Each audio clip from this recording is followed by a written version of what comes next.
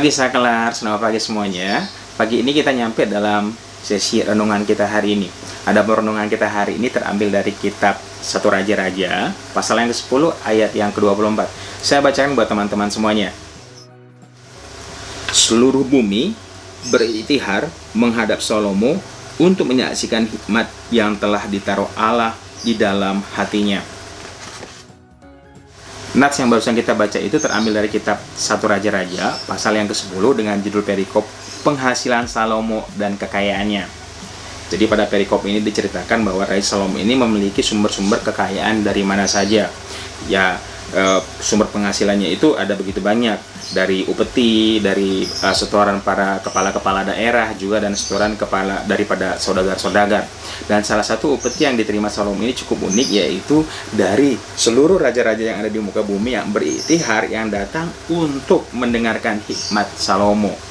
Bayangin, untuk pertama kalinya Alkitab mencatat bahwa ada profesi seorang raja yang menjadi konsultan. Ya, karena kalau kita lihat di sini di pasal 25, mereka datang masing-masing membawa persembahannya, yakni barang-barang perak dan barang-barang emas, pakaian, senjata, rempah-rempah, kuda, bagal, dan begitulah tahun demi tahun.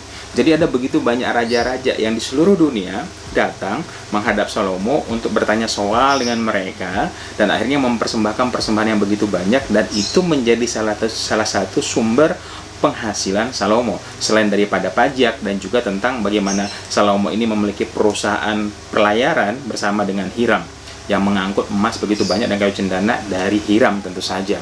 Dan apa yang kita bisa pelajari pada pagi hari ini adalah bahwa seluruh raja-raja ini datang bukan karena kebesaran atau kemewahan yang dimiliki oleh Salomo. Ya, tentu saja itu menjadi salah satu faktor. Tetapi faktor utama kenapa raja-raja atau seluruh dunia ini datang ke Yerusalem untuk menghadap Raja Salomo tidak semata-mata akan kemegahan-kemegahan dan kemewahan-kemewahan dia punya, tetapi mereka datang karena hikmat yang Tuhan taruh dalam hati Salomo. Saya ulangi, seluruh raja-raja datang dari seluruh bumi menghadap Salomo karena ingin menyaksikan hikmat yang Tuhan taruh dalam hati Salomo. Jadi kunci utama kenapa raja-raja ini datang adalah hikmat Tuhan. Bukan Salomo sendiri, bukan harta benda yang dimiliki Salomo, tetapi hikmat Tuhan. Sehingga hikmat Tuhan ini memampukan Raja Salomo ini untuk memberikan nasihat, untuk menjawab pertanyaan, untuk menjawab teka-teki yang dimiliki oleh raja-raja sekitarnya. Saya percaya di zaman dulu dan di zaman ini sama. Setiap kita manusia punya keresahan-keresahan. Kita punya pertanyaan-pertanyaan yang sulit dijawab oleh orang-orang biasa. Ada sebuah keresahan-keresahan yang kita selalu mencari sebenarnya jawabannya apa. Dan saya pikir raja-raja di seluruh bumi pun waktu itu mengalami hal yang sama. Sehingga ketika mereka memikirkan sesuatu, mereka penasaran dan mereka tidak menemukan jawabannya, mereka datang ke Salomo.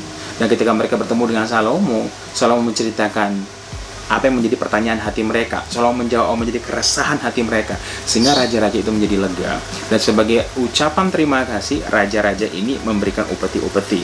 Dan kita tidak tanggung-tanggung. Tadi Alkitab mencatat Ratu Sheba itu datang dan memberikan persembahan kepada Raja Salomo itu 120 talenta emas. Jadi seluruh raja-raja di seluruh dunia itu datang untuk menghadap Raja Salomo untuk menjawab keresahan-keresahan dalam hati mereka. Dan ingat, kemampuan menjawab keresahan-keresahan raja-raja ini, kemampuan untuk menjawab segala pertanyaan-pertanyaan yang diajukan oleh para raja-raja ini tentu saja tidak datang begitu saja. Tapi sekali lagi, catat baik-baik, karena hikmat yang Tuhan taruh dalam hati Salomo. Apa refleksi yang kita pelajari pada pagi hari ini? Refleksi yang kita pelajari pada pagi hari ini adalah apabila kita hidup menurut perintah Tuhan, apabila kita hidup rajin baca Alkitab tentunya, artinya kita melekat sama Tuhan, meluangkan waktu kita, bersaat teduh kita dengan Tuhan, seharusnya kita juga harusnya memiliki karunia seperti Raja Salomo. Saya tidak bilang persis seperti Raja Salomo, karena Alkitab mencatat sesudah dan sebelum dia tidak akan ada lagi. Dan memang karunia yang dimiliki oleh Raja Salomo inilah karunia khusus. Tapi saya bilang bahwa kita harus belajar menjadi seperti Salomo, artinya begini, kita harusnya memiliki kemampuan juga untuk menjawab keresahan-keresahan orang-orang di sekitar kita. Dan kita lihat di sini bahwa orang-orang akan datang kepada kita bukan karena kita pintar. Orang-orang akan datang menghampiri kita bukan karena kita banyak belajar, sungguh pun belajar itu penting pastinya.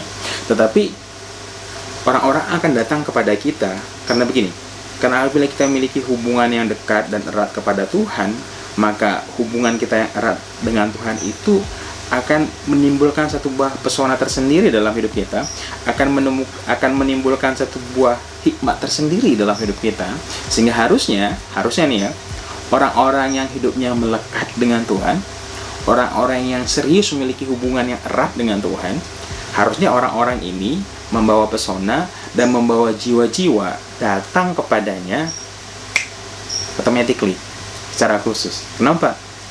Karena menyenangkan.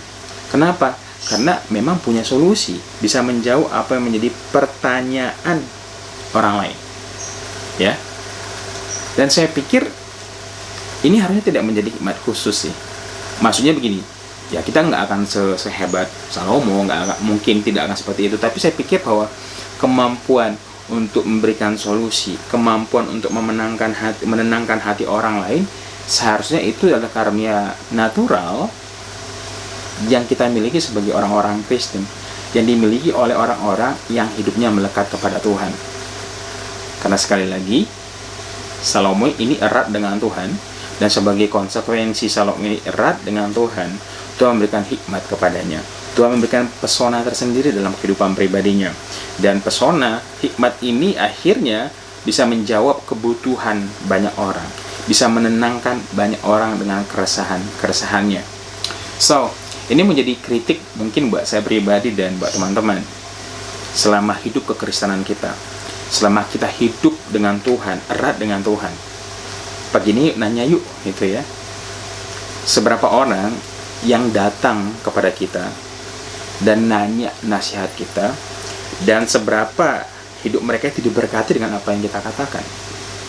Jangan-jangan orang-orang yang konsul ke kita, nanya ke kita, hidup mereka malah belangsak gitu, malah nggak jelas. Atau teman-teman kita yang datang kepada kita, saudara kita yang bertanya kepada kita, mereka dibangun dengan perkataan-perkataan kita, mereka dibangun hidupnya oleh kita. Tetapi sekali lagi, kata-kata yang membangun, hikmat yang membangun ini bukan karena memang kita mengada-ada. Tidak, itu natural. Ketika kita melekat dengan Tuhan, ketika kita memiliki hubungan yang erat dengan Tuhan. So, mungkin pertanyaannya pada pagi hari ini adalah, sudahkah kita menjadi berkat kepada orang-orang sekitar kita dengan nasihat, dengan perkataan yang kita miliki? Sudahkah perkataan yang kita miliki itu berpengaruh pada kehidupan orang-orang sekitar kita? Atau B aja, atau kehadiran kita di tengah-tengah teman kita, di lingkungan kita, di keluarga kita nggak punya pengaruh apa-apa? Kalau memang jawabannya belum punya pengaruh apa-apa, kalau jawabannya kehidupan kita di tengah-tengah orang-orang sekitar yang kita kenal tidak membawa dampak apa-apa dalam kehidupan mereka, satu pertanyaan besar yang harus kita jawab pada pagi hari ini: apakah kita punya hubungan yang melekat dengan Tuhan? Apakah kita memiliki waktu saat teduh yang erat dengan Tuhan? Karena segala lagi, hikmat Tuhan itu nggak main-main. Ada begitu banyak orang yang bisa menjawab pertanyaan tetapi teoritis. Jadi apa? Memuaskan orang-orang di sini saja. Tetapi hikmat daripada Tuhan itu saya percaya tidak hanya menjawab kebutuhan manusia di sini, tapi di sini. Sehingga orang-orang ketemu kita, bang, semangatnya dibangkitkan. Harusnya sih kayak gitu ya. Harusnya. So teman-teman, pagi hari ini sedang kita belajar, kita merenung. Dan kalau memang belum, ini waktunya kita koreksi kerohanian kita, ini waktunya kita melekatkan diri kita lebih lagi kepada Tuhan.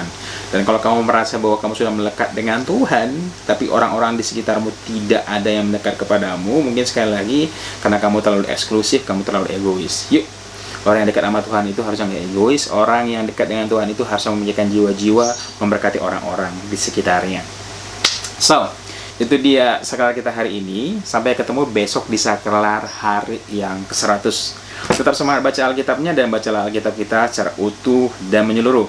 Tuhan Yesus memberkati kita semuanya dan selamat pagi.